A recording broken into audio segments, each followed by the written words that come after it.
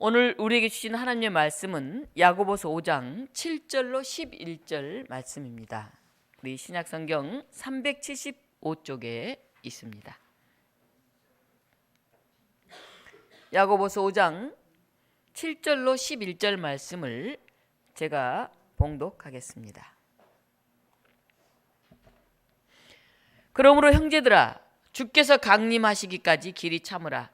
보라, 농부가 땅에서 나는 귀한 열매를 바라고 길이 참아 이른 비와 늦은 비를 기다리나니 너희도 길이 참고 마음을 굳건하게 하라. 주의 강림이 가까우니라. 형제들아, 서로 원망하지 말라. 그리하여야 심판을 면하리라. 보라, 심판주가 문 밖에서 계시니라. 형제들아, 주의 이름으로 말한 선지자들을 고난과 오래 참음의 본으로 삼으라. 보라, 인내하는 자를 우리가 복되다 하나니 우리가 욥의 인내를 들었고 주께서 주신 결말을 보았거니와 주는 가장 자비하시고 긍휼히 여기시는 이시니라. 아멘. 이 말씀을 가지고 임재와 기다림이라는 제목으로 하나님의 말씀 증언하겠습니다. 우리 PT 띄워주실래요? 네.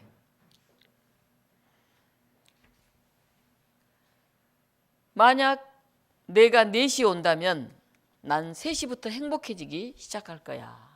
아마 이런 글귀를 여러분들 많이 보셨을 겁니다. 특히 카페 같은 데 가면 이 글귀가 새겨진 것이 참 많습니다. 이 뒷얘기가 있는데요. 4시가 되면 이미 흥분되어 안절부절 못할 거야. 그래서 넌 내가 얼마나 행복한지를 보게 되겠지.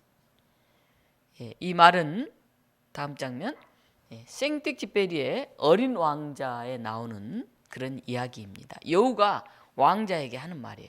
내가 너와 깊은 관계가 생기면, 내가 너에게 길이 들면, 내가 온다고만 하면 1시간 전부터 나는 가슴이 뛸 거야.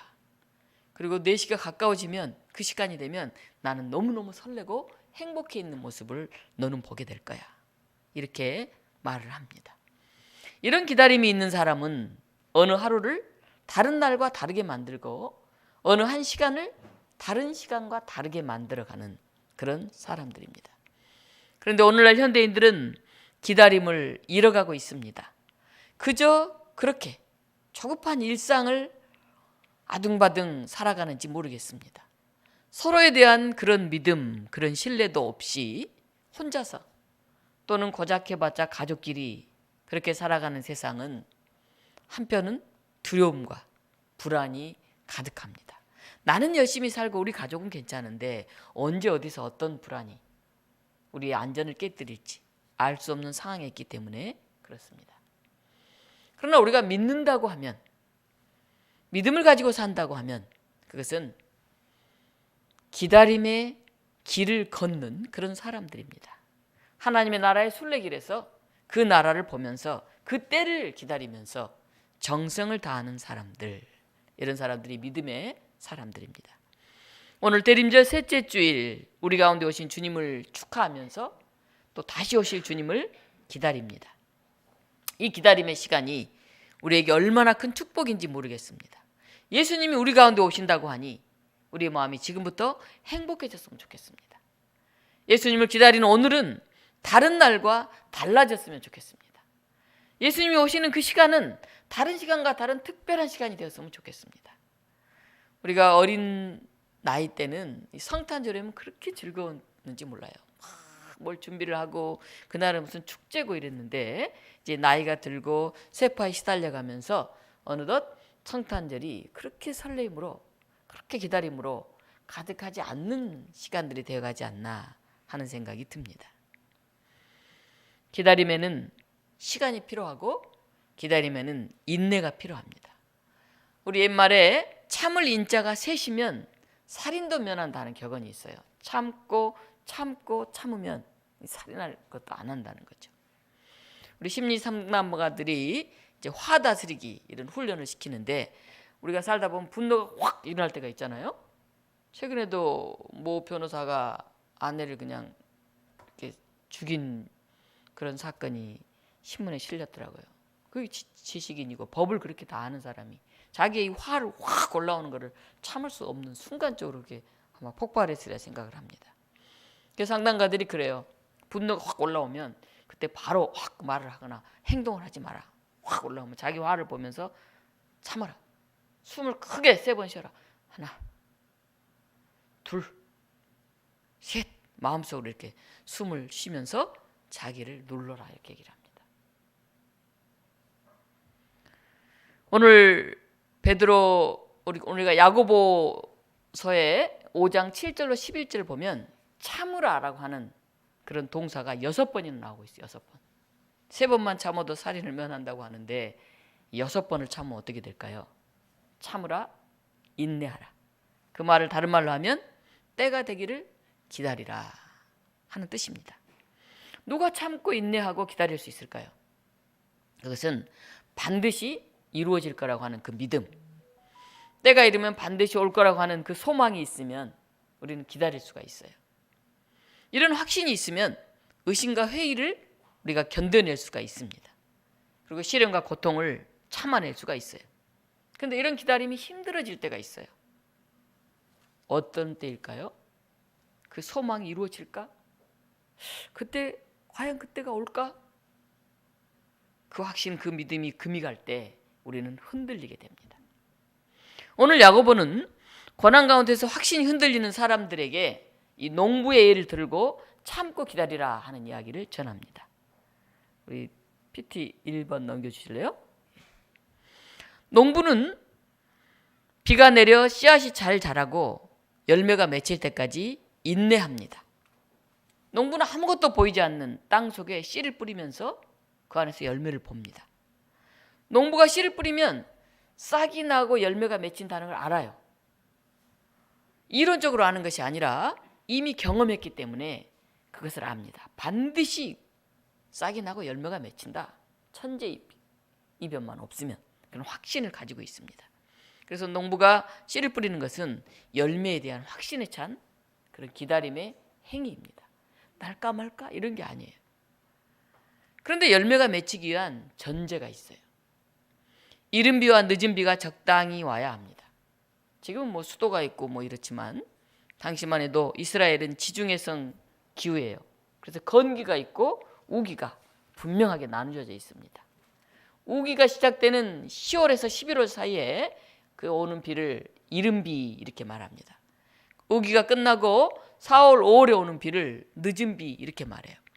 이스라엘 땅은 석회질이 많기 때문에 건기에는 딱딱하게 굳습니다. 그리고 이런 땅에 농사를 지을 수가 없어요.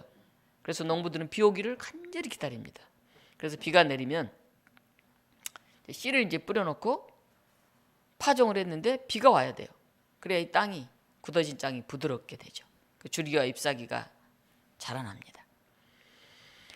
그러나 이른 비가 와서 땅을 기경하고 거기에 파종을 하고 싹이 트고 꽃이 피어도 그 상태로는 열매를 맺을 수가 없어요. 열매를 맺기에는 물이 너무 부족해요. 그래서 또 늦은 비가 와야 돼요.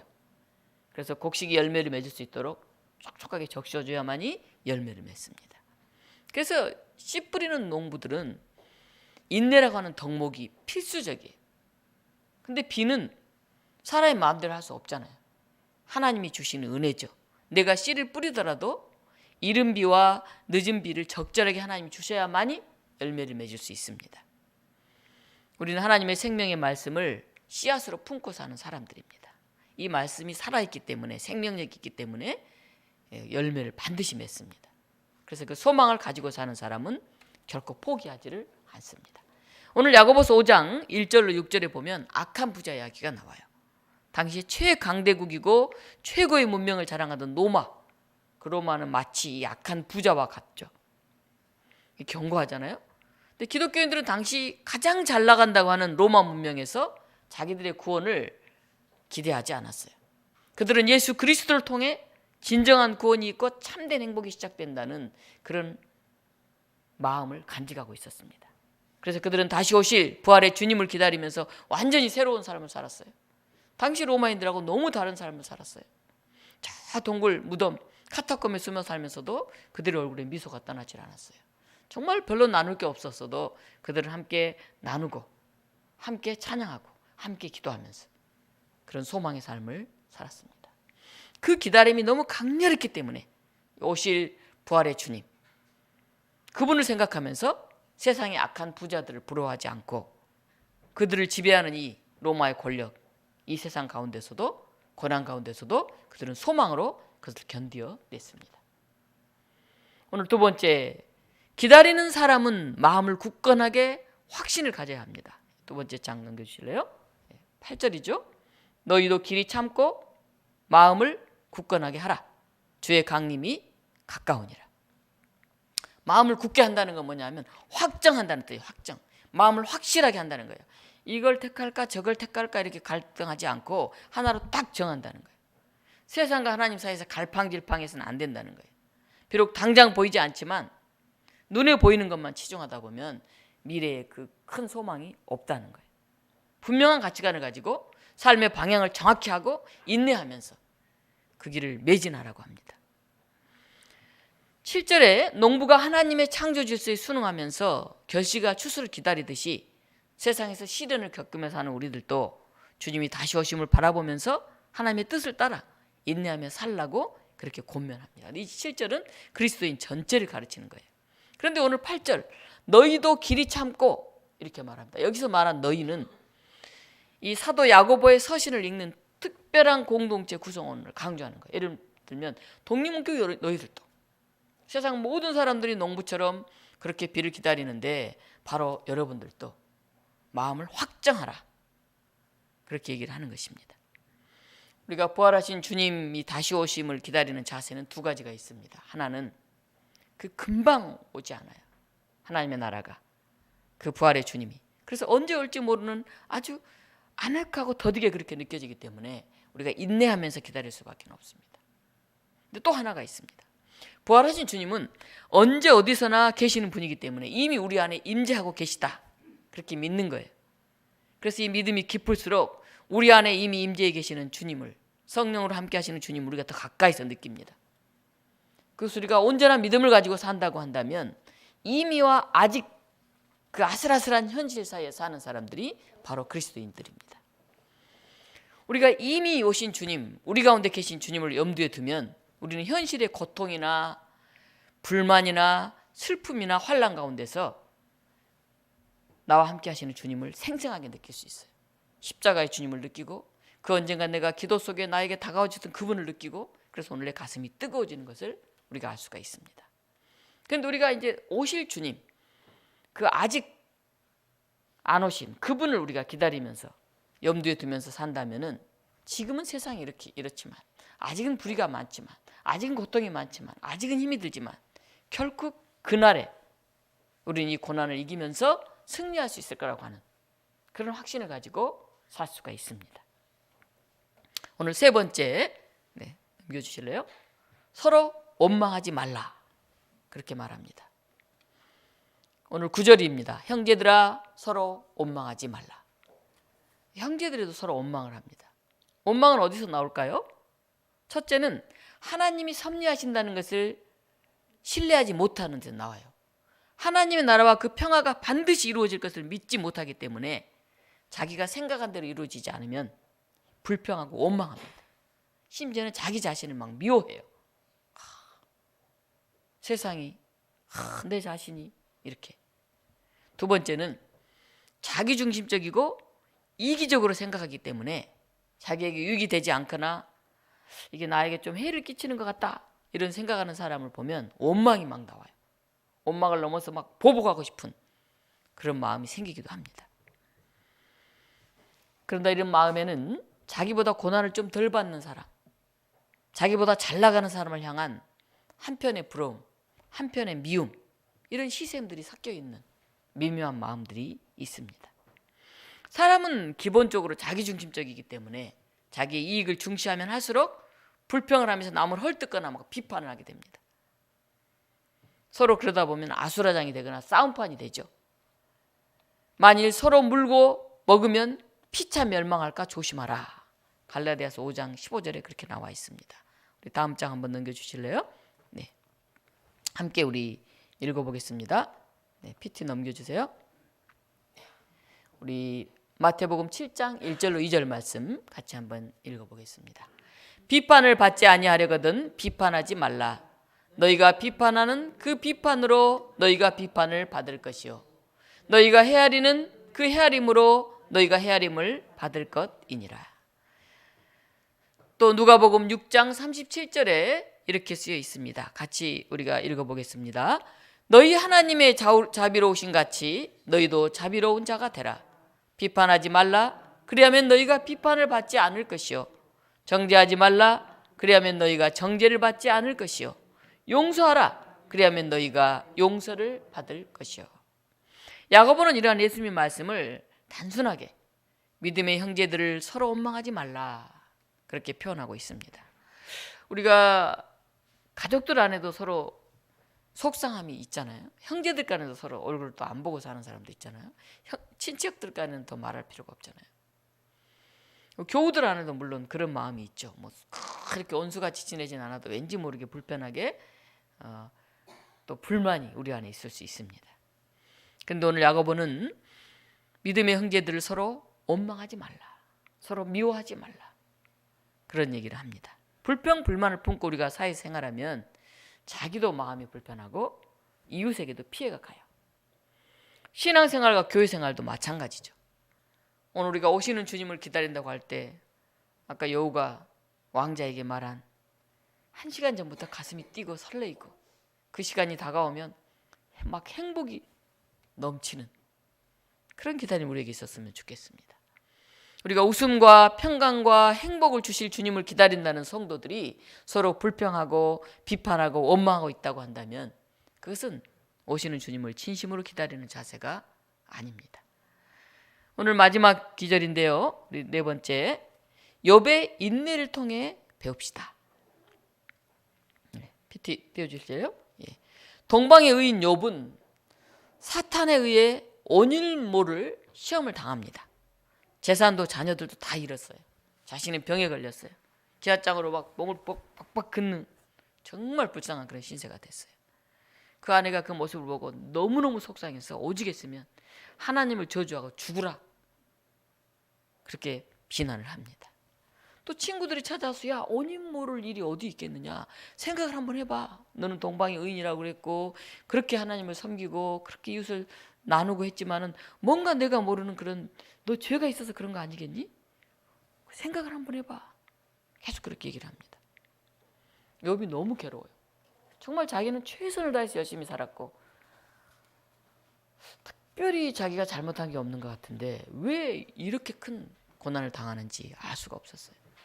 욥기에 보면 차라리 태어나지 말았으면 좋았을 것을 차라리 죽으면 좋겠다는 거죠. 한숨을 쉬면서 비통해하는 그런 욥의 모습을 우리가 볼 수가 있습니다. 욥은 이것도 하나님이 나에게 주신 상황이다. 이것도 내가 순종해야 되겠다. 이것도 믿음으로 이겨내야 되겠다. 그렇게 할 수가 도저히 없었어요.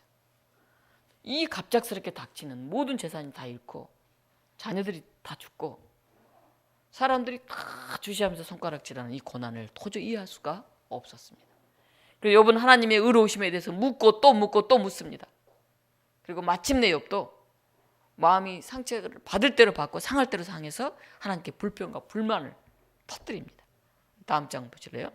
욥기 7장 11절부터 15절 내용입니다. PT 넘겨주세요. 내 영혼의 아픔 때문에 말하며 내 마음의 괴로움 때문에 불평하리이다. 얼마나 영혼이 아프면 마음이 괴로우면 욥이 드디어 불평을 하겠습니까? 내 잠자리가 나를 위로하고 내 침상이 내 수심을 풀리라 할 때 주께서 꿈에서 나를 놀라게 하시고 환상으로 나를 두렵게 하시나이다.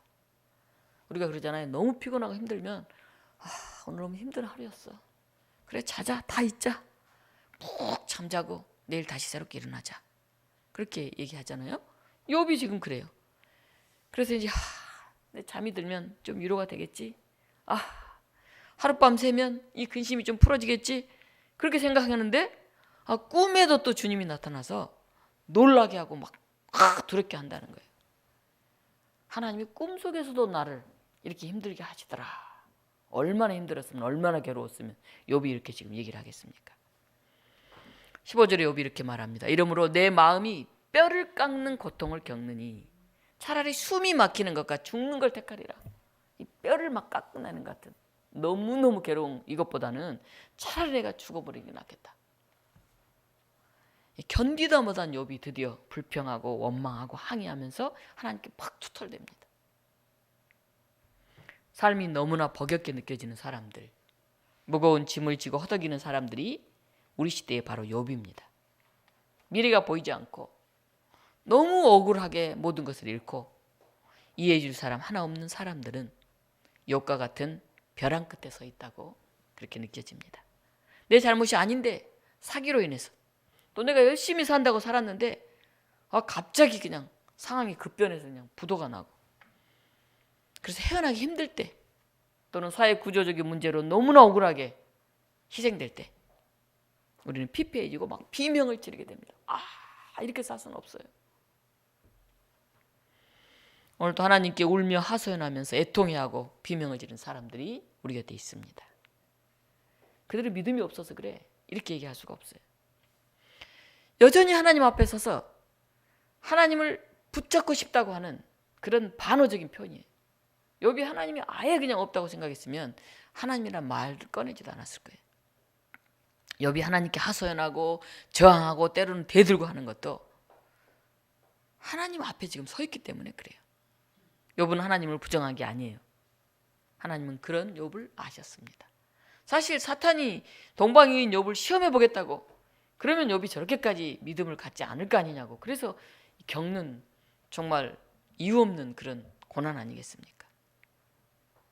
하나님은 불평과 원망으로 인해서 욥을 또 그런 고난 가운데서 발버둥 치면서 불평하면서 하소연하는 사람들을 버리지 않습니다. 오늘 야고보서에는 얘기합니다. 보라, 인내하는 자를 우리가 복되다 하나니 보라, 너희가 욥의 인내를 들었고 주께서 주신 결말을 보았거니와. 다음 넘겨주실래요? 주는 가장 자비하시고 긍휼히 여기시는 이시니라. 이렇게 얘기를 하고 있습니다. 하나님은 이해할 수 없는 고통 가운데서 항변하면서도 하나님 앞에 서 있는 욥의 그 모습을 인정해 주십니다. 그리고 자비와 긍휼로 그의 마지막 결말을 복되게 하십니다. 결국 욥은 모든 것을 회복합니다. 재산도 더 많이 회복됐고요. 가정도 다시 회복됐고요. 명예도 회복되었습니다. 하나님과의 관계도 다시 회복이 되었습니다. 우리는 때때로 하나님께 항의할 때가 있어요. 하나님 왜 나를 불평할 때가 있어요. 그러나 우리가 자신을 인정하고 하나님 앞에 서 있다는 사실 하나만으로도 우리를 다시 회복시키시는 하나님의 은혜를 우리는 깨닫게 됩니다. 빅터 프랭클린의 책 죽음의 포로 수행소에서라고 하는 책에 나오는 내용입니다. 오스트리아 빈의 정신과 전문의 빅터 프랭클린 박사는 유대인입니다. 그런데 2차 세계대전 때 나치위에서 그 악명 높은 아우슈비츠라고 하는 수용소에 수감이 됩니다. 거기서 살아나온 사람이 15%도 채 안 돼요. 85% 이상 사람들이 다 죽었어요. 그런데 그것을 극적으로 그가 살아남았습니다. 그리고 죽음의 포로 수용소에서라고 하는 그 안에서의 자기가 느꼈던 것, 경험했던 것을 책으로 펴냅니다.